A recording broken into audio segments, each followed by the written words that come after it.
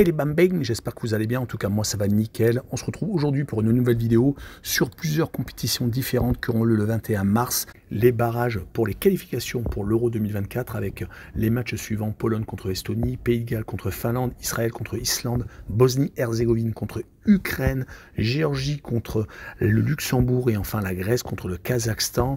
Puis deux autres matchs en Ligue des Nations, Gibraltar contre la Lituanie et en match amical, je vous sélectionne le Portugal contre la Suède. N'hésitez pas à venir nous rejoindre sur le site VIP et les réseaux sociaux, tout est à l'écran et en description. N'oubliez surtout pas de mettre vos pronostics, vos critiques positives ou négatives, votre petit pouce qui fait remonter la vidéo le plus haut possible dans les algorithmes et n'hésitez pas à rejoindre la communauté. On est en train de tutoyer les 17 000 abonnés, merci encore. Et on attaque par la Pologne contre l'Estonie. Les Polonais sont sur une bonne phase actuelle sur les 4 derniers matchs, qualification pour l'Euro 2024 et également match amical, 2 victoires et 2 matchs nuls. Cela faisait un petit bout de temps qu'ils n'avaient pas eu une très bonne période comme celle-là, mais les adversaires sont plutôt moyens. La Lettonie, les îles Féroé, Moldavie et la République tchèque, qui est peut-être le seul adversaire qui mérite vraiment d'être nommé. Mais ils se sont tout de même battus pour arriver au barrage. Rappelons qu'ils ont perdu à l'aller et au retour contre l'Albanie et qu'ils ont également essuyé des revers en République tchèque et en Moldavie qui font vraiment mauvais effet pour une équipe qui a fini en 8e de finale de la dernière Coupe du Monde. Mais on pourra noter que lors des 6 dernières réceptions, toutes compétitions confondues, ils n'ont pas perdu, donc ils restent assez solides à la maison. Pour ce qui est de l'Estonie, c'est un peu plus compliqué. 4 défaites sur les 5 derniers matchs, toutes compétitions confondues. Ils ont perdu à 2 reprises contre les Suédois, également contre les Autrichiens, et ils se sont inclinés à la maison contre l'Azerbaïdjan, ce qui est quand même beaucoup plus compliqué. Un match nul contre la Thaïlande en match amical montre que l'Estonie est tout de même une équipe qui va avoir de la difficulté en Pologne. Et sur ce match-là, je vois la Pologne s'imposer 2-0. Par contre, je verrai le moins de 3,5 buts sur le match avec une cote à 1,44. Et on enchaîne avec le Pays de Galles contre la Finlande. Le Pays de Galles ne perd plus depuis 6 rencontres, toutes compétitions confondues, 3 victoires et 3 matchs nuls. C'est assez intéressant à noter. Lors des dernières qualifications, ils ont tout de même réussi à accrocher la Turquie à la maison, qui a fait un très beau parcours. Ils ont également battu la Croatie. Ils ne sont également pas tombés dans le piège des matchs contre Gibraltar, mais ils ont tout de même fait des matchs nuls contre la République de Corée du Sud et également contre l'Arménie. Cela reste tout de même une équipe assez sérieuse qui va recevoir donc la Finlande qui reste sur 2 victoires consécutives contre l'Irlande du Nord et Saint-Marin et qui est plutôt irrégulière, qui avait perdu juste avant 3 fois contre le Danemark, la Slovénie et le Kazakhstan, mais qui juste avant s'était imposé 4 fois consécutivement. C'est donc une formation qui est capable de séries et qui s'est imposée à 3 reprises lors des 5 derniers déplacements, toutes compétitions confondues, mais c'était des équipes de moyen niveau. Donc sur ce match-là, je les vois perdre 1-0 au Pays de Galles, et je vois les 2 équipes qui ne marquent pas avec une cote à 1,64. On enchaîne avec l'Israël contre l'Islande. L'Israël est dans une situation sportive assez compliquée. Elle joue tous ses matchs sur terrain neutre et elle va jouer contre l'Islande qui de son côté reste sur 2 victoires consécutives en match amical, contre le Guatemala et le Honduras, ne prenant pas de but sur les 2 rencontres, mais juste avant, elle avait fini assez mal les qualifications pour l'Euro, perdant en Slovaquie 4-2 et au Portugal 2-0. Elle s'est d'ailleurs imposée que contre les équipes qui étaient en difficulté et elle a perdu quand même pas mal de rencontres, 6 exactement, perdant quasiment contre toutes les formations à part le Liechtenstein. Du côté de l'Israël, sur les 5 derniers matchs, toutes compétitions confondues, 2 victoires, 2 défaites et un match nul. Des résultats plutôt moyens, une défaite au Kosovo, une défaite contre la Roumanie à la maison, un match nul quand même contre la Suisse et des victoires contre le Bélarus et contre Andorre qui leur permet donc d'arriver lors de ces barrages avec peut-être beaucoup d'espoir. Sur ce match-là, je verrai quand même l'Israël s'imposer 2-1 et je verrai un but de Zahavi, l'attaquant de 36 ans qui marque énormément actuellement avec le Maccabi Tel Aviv dans son club et également en sélection nationale avec une cote à 2,87. Et on enchaîne avec la Bosnie-Herzégovine contre l'Ukraine. La Bosnie a vraiment énormément de mal ces derniers temps. Une seule victoire sur les 5 derniers matchs et c'était contre le Liechtenstein. Sinon des défaites contre l'Islande, le Portugal, le Luxembourg et la Slovaquie. Beaucoup trop de buts encaissés qui ne leur donne pas une énorme confiance, surtout qu'à la maison, sur les 5 dernières réceptions, que 2 victoires contre l'Islande et le Liechtenstein, et quand même 3 défaites, dont une contre le Luxembourg, 2-0. En face, l'Ukraine a beaucoup plus de certitude. Une seule défaite sur les 5 derniers matchs, c'était en Italie. Sinon, un match nul contre l'Angleterre, une victoire contre Malte et contre la Macédoine du Nord, et encore un match nul contre l'Italie. Donc vraiment du lourd. Ils ont réussi à maintenir quand même les Italiens, dernier vainqueur de l'Euro. Donc sur ce match, je vois bien l'Ukraine s'imposer 2-1 à l'extérieur avec le draw no bet et le pari remboursé, c'est match nul, et une cote à 1,42.